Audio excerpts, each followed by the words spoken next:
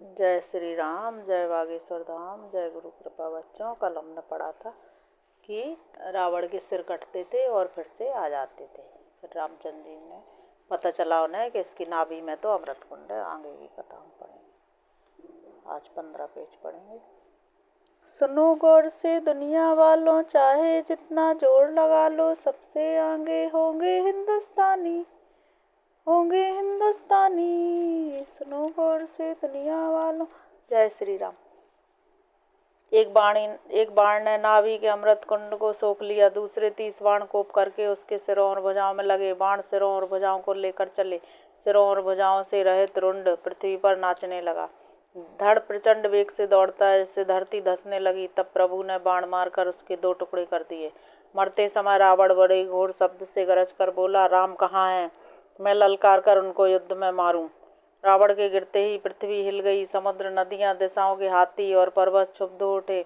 रावण धड़ के दोनों टुकड़ों को फैलाकर भालू और बानरों के समुदाय को दबाता हुआ पृथ्वी पर गिर पड़ा। रावण की भुजाओं और सिरों को मंदोदरी के सामने रखकर रामबाण वहां चले जहां जगदीश्वर श्री राम जी थे। सब बाण जाकर तरकस में प्रवेश कर गए। यह देखकर देवताओं ने नगाड़े बजाए।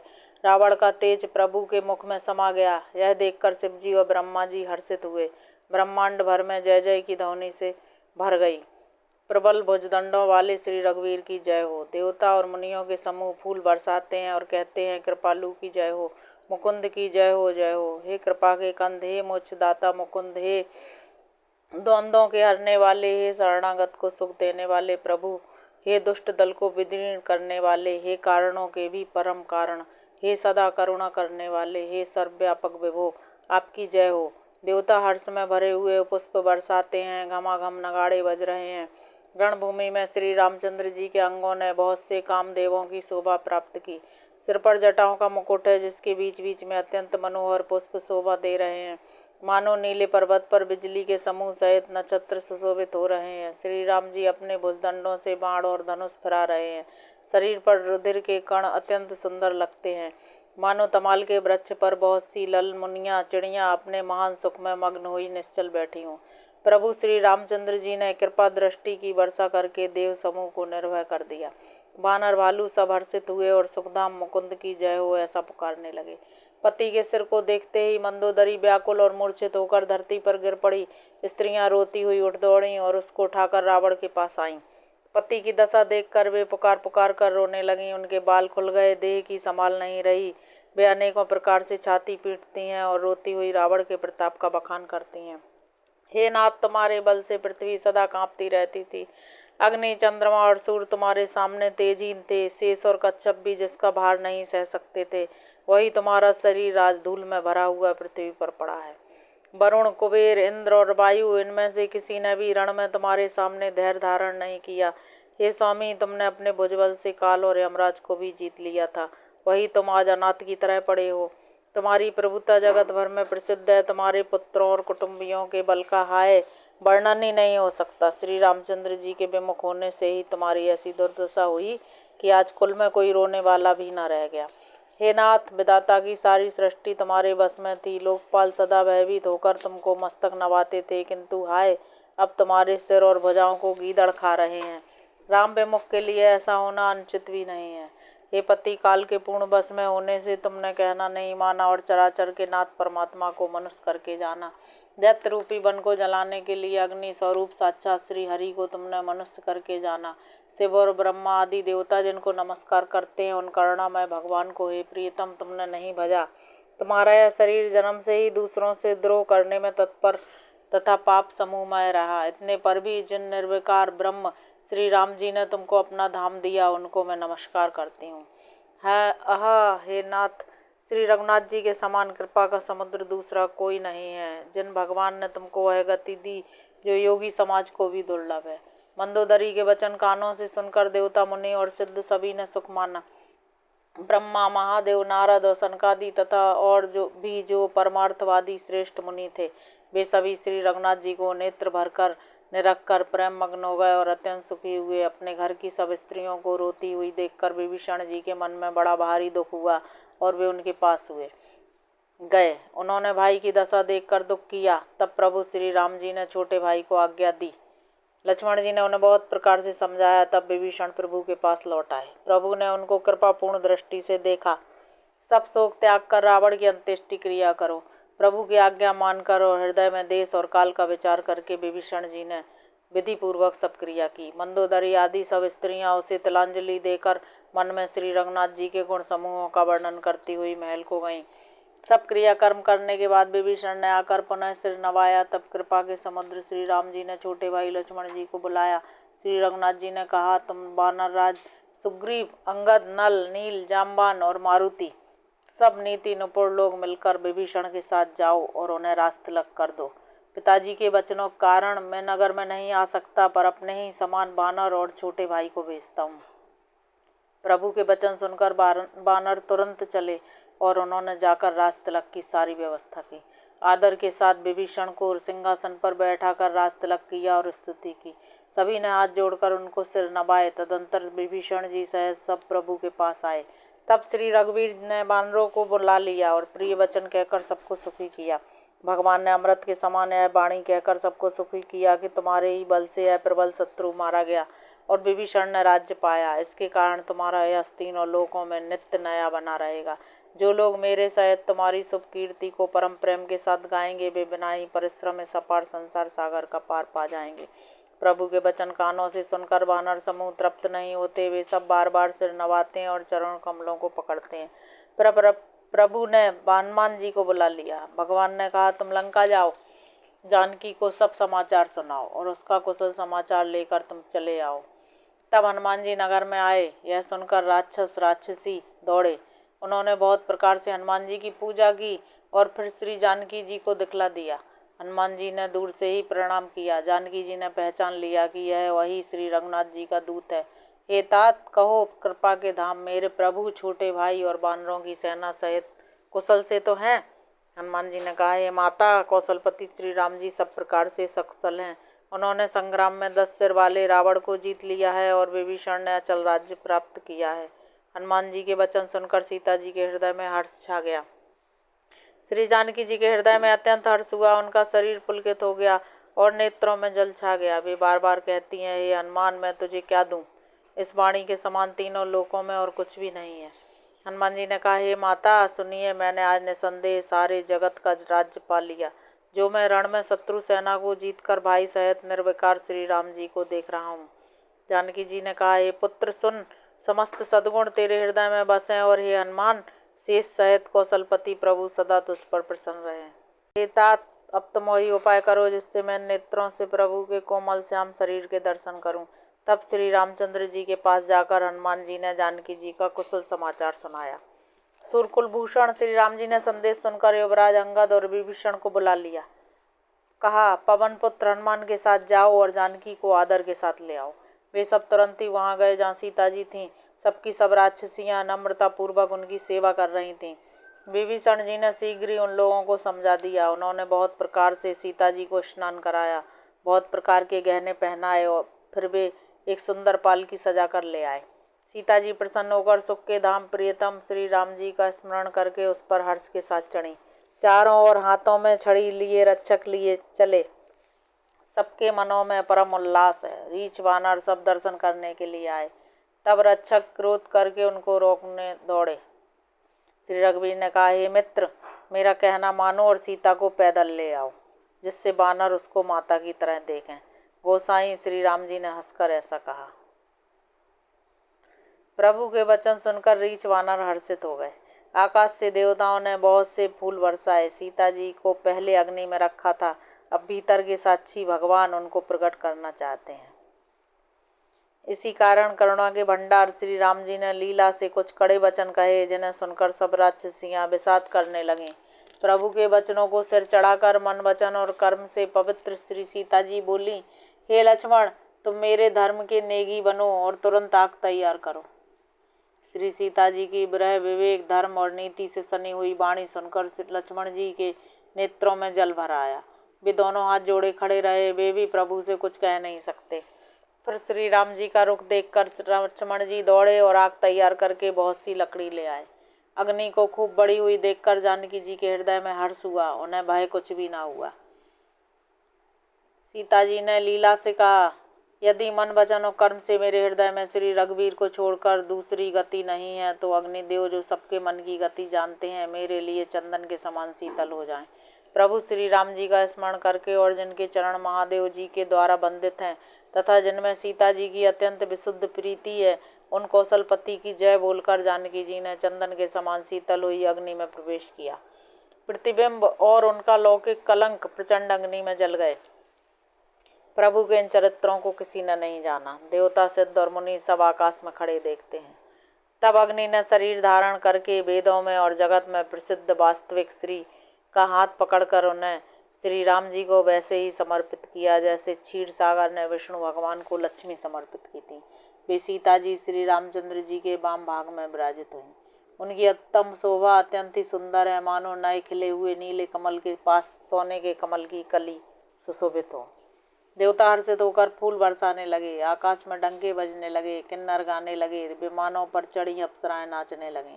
श्री जानकी जी सहित प्रभु श्री रामचंद्र जी की अपरिमित और अपार शोभा देखकर रीछ वानर हर्षित हो गए और सुख के सार श्री रघुनाथ जी की जय बोलने लगे। तब श्री रघुनाथ जी की आज्ञा पाकर इंद्र का सारथी मातली चरणों में सिर नवाकर चला गया। तदंतर सदा के स्वार्थी देवता आए। वे ऐसे वचन कह रहे हैं मानो बड़े परमार्थी हों। हे दीनबंधु, हे दयालु रघुराज, हे परम देव, आपने देवताओं पर बड़ी दया की। विश्व के द्रोह में तत्पर यह दुष्ट कामी और कुमार्ग पर चलने वाला रावण अपने ही पाप से नष्ट हो गया। आप समरूप ब्रह्म अविनाशी नित्य एकरस स्वभाव से ही उदासीन अखंड निर्गुण अजन्मा निष्पाप निर्विकार अजय अमोघ शक्ति और दयामय हैं। आपने ही मत्स्य कच्छप बारह नरसिंह वामन और परशुराम के शरीर धारण किए हैं।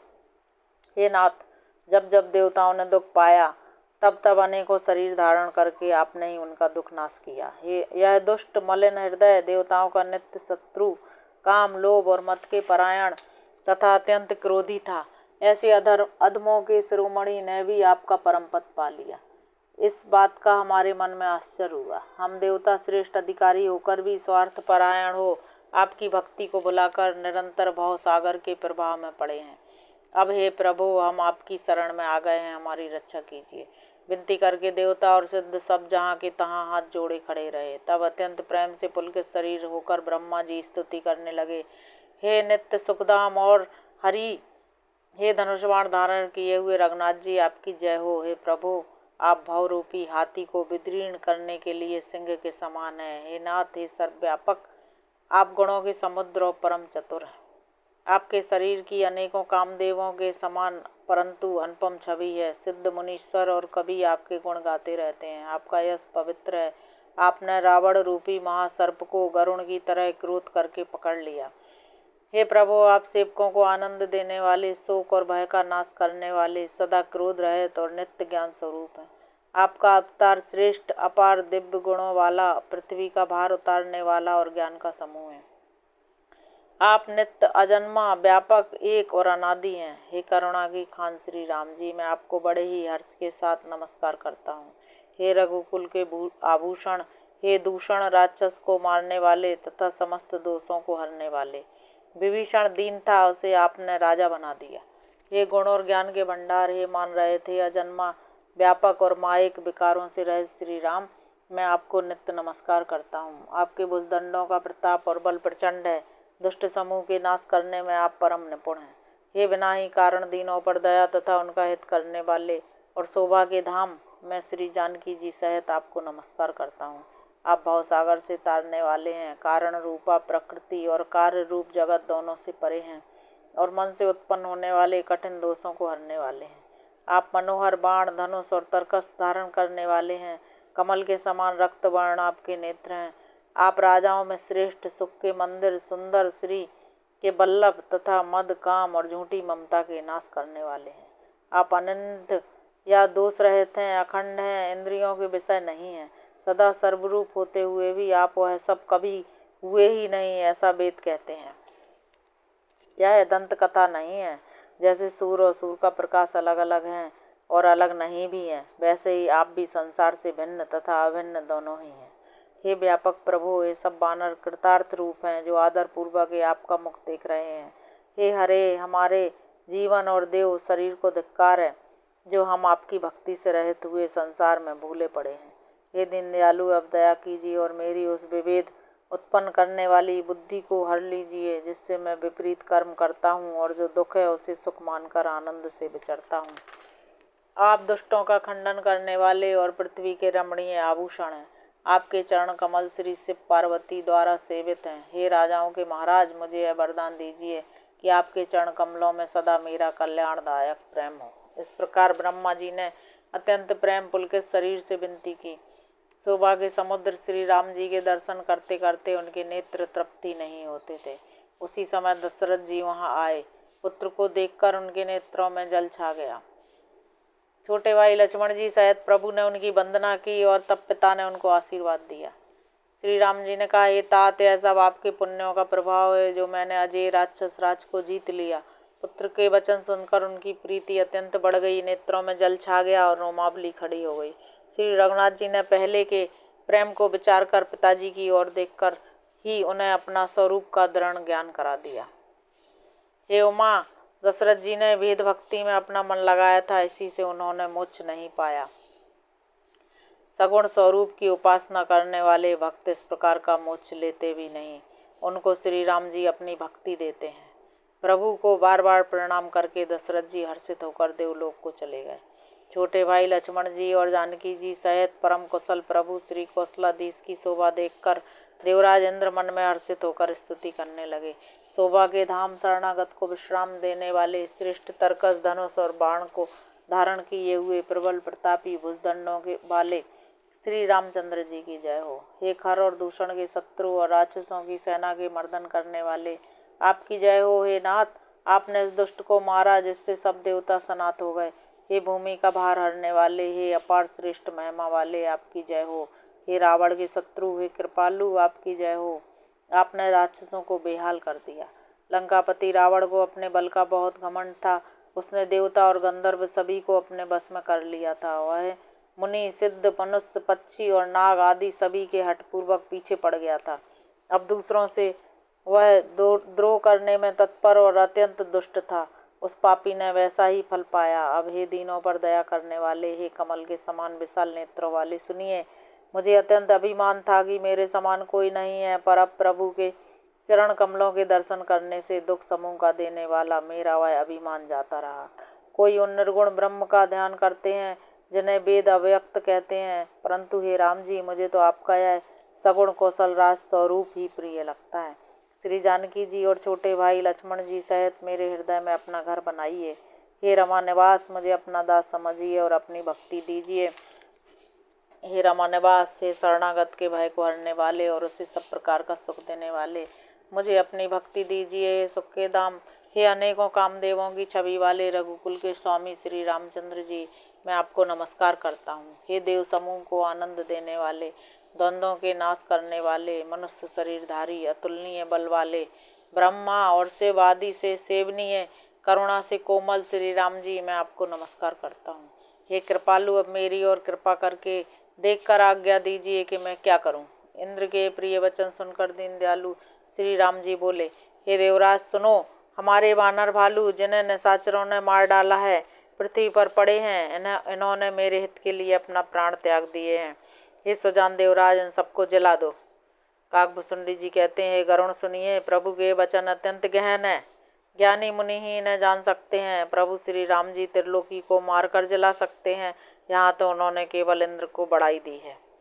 इंद्र ने अमृत वर्षा कर वानर भालुओं को जला दिया। सब हर्षित होकर उठे और प्रभु के पास आए। अमृत की वर्षा दोनों ही दलों पर हुई, पर रीछ वानर ही जीवित हुए, राक्षस नहीं, क्योंकि राक्षस के मन तो मरते समय रामाकार हो गए थे, अतः वे मुक्त हो गए, उनके भावबंधन छूट गए। किंतु वानर और भालू तो सब देवांश थे, इसलिए वे सब श्री रघुनाथ जी की इच्छा से जीवित हो गए। श्री रामचंद्र जी के समान दीनों का हित करने वाला कौन है, जिन्होंने सारे राक्षसों को मुक्त कर दिया। दुष्ट पापों के घर और कामी रावण ने भी वह गति पाई जिसे श्रेष्ठ मुनि भी नहीं पाते। फूलों की वर्षा करके सब देवता सुंदर विमानों पर चढ़ चढ़ कर चले। तब सुअवसर जानकर सुजान शिव जी प्रभु श्री रामचंद्र जी के पास आए और परम प्रेम से दोनों हाथ जोड़कर कमल के समान नेत्रों में जल भरकर पुलकित शरीर और गदगद वाणी से त्रिपुरारी शिव जी विनती करने लगे, हे रघुकुल के स्वामी, सुंदर हाथों में श्रेष्ठ धनुष और सुंदर बाण धारण किए हुए आप मेरी रक्षा कीजिए। आप महामोह रूपी मेघ समूह के लिए प्रचंड पवन हैं, संशय रूपी वन के लिए अग्नि हैं और देवताओं को आनंद देने वाले हैं। आप निर्गुण सगुण दिव्य गुणों के धाम और परम सुंदर हैं। भ्रम रूपी अंधकार के लिए प्रबल प्रतापी सूर हैं। काम क्रोध और मद रूपी हाथियों के लिए सिंह के समान आप इस सेवक के मन रूपी वन में निरंतर निवास कीजिए। विषय कामनाओं के समूह रूपी कमल बन के लिए आप प्रबल पाला हैं। आप उदार और मन से परे हैं। भवसागर के लिए आप मंदराचल पर्वत हैं। आप हमारे परम भय को दूर कीजिए और हमें दुस्तर संसार सागर से पार कीजिए। हे श्याम सुंदर शरीर, हे कमल नयन, हे दीनबंधु, हे शरणागत को दुख से छुड़ाने वाले, हे राजा रामचंद्र जी, आप छोटे भाई लक्ष्मण और जानकी जी सहित निरंतर मेरे हृदय के अंदर निवास कीजिए। आप मुनियों को आनंद देने वाले, पृथ्वी मंडल के भूषण, तुलसीदास के प्रभु और भय का नाश करने वाले हैं। हे नाथ, जब अयोध्यापुरी में आपका रास तिलक होगा तब हे कृपा सागर मैं आपकी उदार लीला देखने आऊँगा। जय श्री राम। बच्चों, आज हमने पढ़ा कि रावण मारा गया और मंदोदरी ने कहा कि तुम इसीलिए मारे गए क्योंकि राम के विमुख थे। आगे के 15 पेज हम कल पढ़ेंगे। जय श्री राम, जय भारत।